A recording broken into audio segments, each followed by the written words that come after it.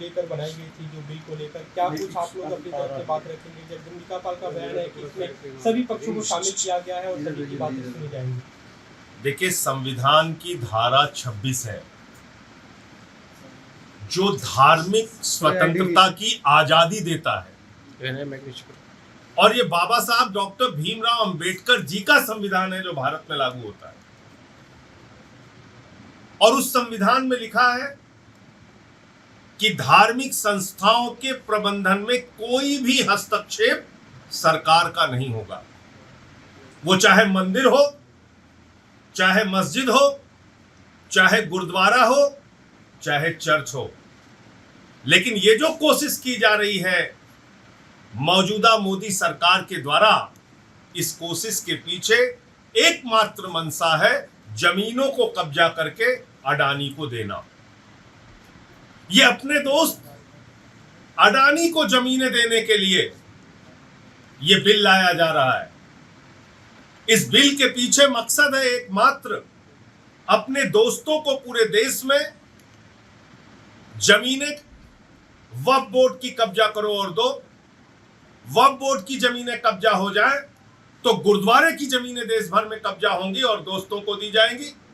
फिर चर्चों की जमीनें कब्जा होंगी और दोस्तों को दी जाएंगी। फिर मंदिरों की जमीनें कब्जा होंगी और दोस्तों को दी जाएंगी। और ये बात मैं पूरे प्रमाण के साथ कह रहा हूं। रेल की जमीन अपने दोस्तों को दी, सेल की जमीन अपने दोस्तों को दी, भारतीय सेना की 13,000 एकड़ जमीन अयोध्या में अपने दोस्त अडानी को दी। 3 काला कानून किसानों के खिलाफ लेके आए थे, उसमें भी मंशा थी। प्रधानमंत्री जी अपने दोस्तों को जमीनें देना चाहते थे। वो बिल किसानों और हम लोगों के विरोध की वजह से रोका गया, वरना आज देश भर के किसानों की जमीनों पे कब्जा हो जाता।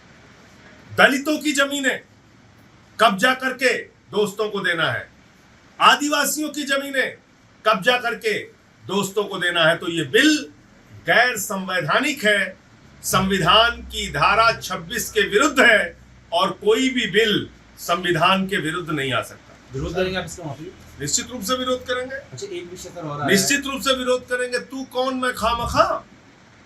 भाई, जिसमें सरकार के हस्तक्षेप का कोई मतलब नहीं है, आप उन धार्मिक कार्यों में, धार्मिक संस्थाओं में हस्तक्षेप कर रहे हैं।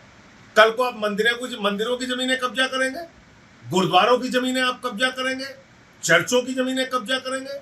तो जो भारत के संविधान की धारा 26 कहती है, जिसमें धार्मिक संस्थाओं के प्रबंधन की स्वतंत्रता है, धार्मिक अपने सभी कार्यों को अपने धर्म के मुताबिक संपादित करने की स्वतंत्रता है, उसका क्या होगा?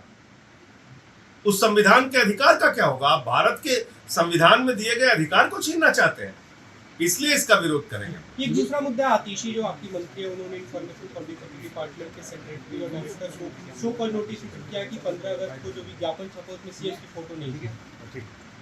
आज की तारीख में दिल्ली के मुख्यमंत्री कौन है? श्री अरविंद केजरीवाल जी। मुख्यमंत्री जी की फोटो क्यों नहीं है? ये प्रश्न पूछना क्या कोई गुनाह है, कोई गलती है क्या? तो ठीक किया आतिशी जी ने। आपके खिलाफ नॉन अवेलेबल वारंट जारी किया गया था, हाई कोर्ट में भी गए हैं। वो हाई कोर्ट से उस पे सरेंडर करने से स्टे दिया है और आज मामले की सुनवाई। सर, डॉक्टर्स वाला जो मामला चल रहा है, आज डॉक्टर्स फिर आंखें लगाकर बैठे हैं कि सुप्रीम कोर्ट से कुछ और बड़ी राहत उन्हें दे। डॉक्टर्स देखिए, देश भर में डॉक्टरों की सुरक्षा के लिए एक मजबूत कानून बनना चाहिए। नंबर 1, कोलकाता की घटना सीबीआई के पास है। वो घटना देश को शर्मसार करने वाली घटना है।